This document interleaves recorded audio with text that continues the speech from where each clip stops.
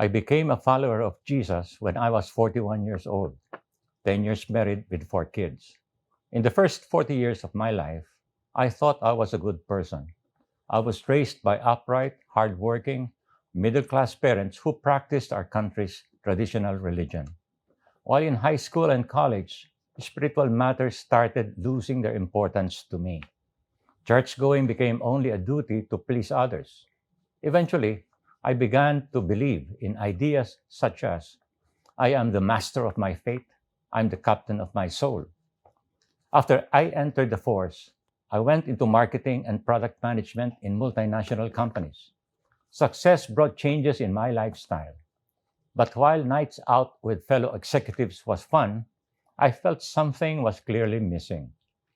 In 1975, at 29 years old, I no longer enjoyed my accomplishments. I wanted to do something significant.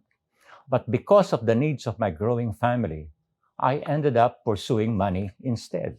I had major success in next multinationals I worked for. But one day, I was retrenched when our company was bought out. Suddenly, I was jobless and had nothing but time. The Lord used a former work buddy to share the gospel with me. While playing golf in 1986, my buddy missed an easy golf putt. Instead of exploding with expletives as he used to do, he just quietly tapped the ball into the hole. I asked, "Why didn't you curse?" He answered, "I'm a Christian now." He then invited me to a Bible study, and having time and nothing to do, I went. He welcomed me at the entrance and introduced me to many people. Everyone was so friendly that I immediately felt comfortable. My friend sat with me in the beginner's Bible study to help me find verses in the Bible and have snacks after class to help me process the lessons. It was in the fifth meeting that I understood the gospel completely when our teacher explained Ephesians chapter 2, verses 8 to 9. It says, "For by grace you have been saved through faith, and that not of yourselves. It is the gift of God, not as a result of works, so that no one may boast." So, for the first time in 41 years, I realized that I was not a good person at all. I admitted I was sinful and turned to Jesus. In a few days, others noticed changes in me. I was comfortable carrying the Bible, cuss words were no longer in my vocabulary, and nights out were replaced by Bible studies. By June of 1987, we had our first small group meeting in our home in Quezon City. At this time, I was still jobless, but as I sought God's kingdom first, an amazing thing happened. One Friday night, my next boss called me up and asked me to report the following Monday. Over the next few years, our group multiplied into smaller groups. Praise God indeed. My wife and I never missed any CCF retreat, seminar, training, and leaders' assemblies between 1987 and 1997. By November 1998, our senior pastor started talking to my wife and me about my becoming a pastor. After much prayer, I dropped corporate work and answered yes to full-time pastoring. I started in January 1999, and the flock that the Lord entrusted to us began to grow. Then the Lord raised the bar after a fourth year. My wife, Joey, was diagnosed with stage 3 breast cancer. She needed to go through mastectomy, chemo, radiation, and hormonal therapy. My apprehensions rose. How will I care for my kids? How could I help them keep trusting the Lord? How shall I pay for the huge cost of treatment? How can I do all this and still carry on in ministry?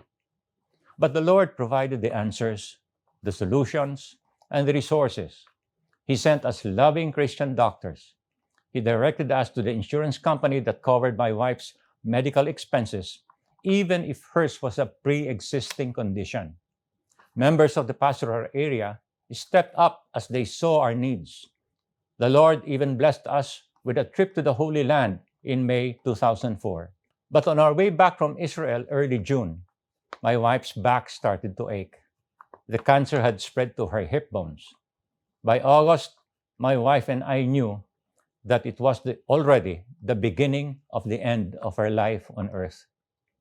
I was in my CCF office when I learned that her cancer was already in her liver and lungs. I sobbed like a child. I thank God there was a pastor and his wife there who cried with me. But God Himself comforted and reassured me with His promises.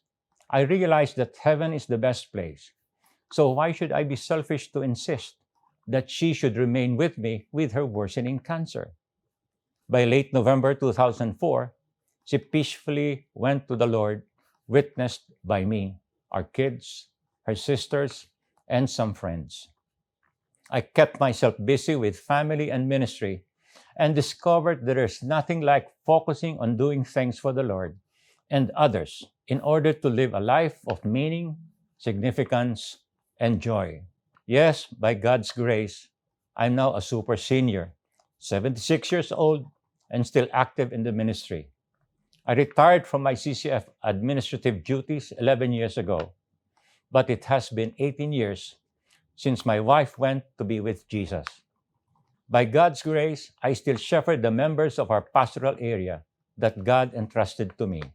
I'm still discipling my D12, a few young men, and, of course, my family. I'll be 77 years old this year, and I pray the Lord will keep me faithful and strong to do more shepherding of His flock. All praise and honor and glory to Him.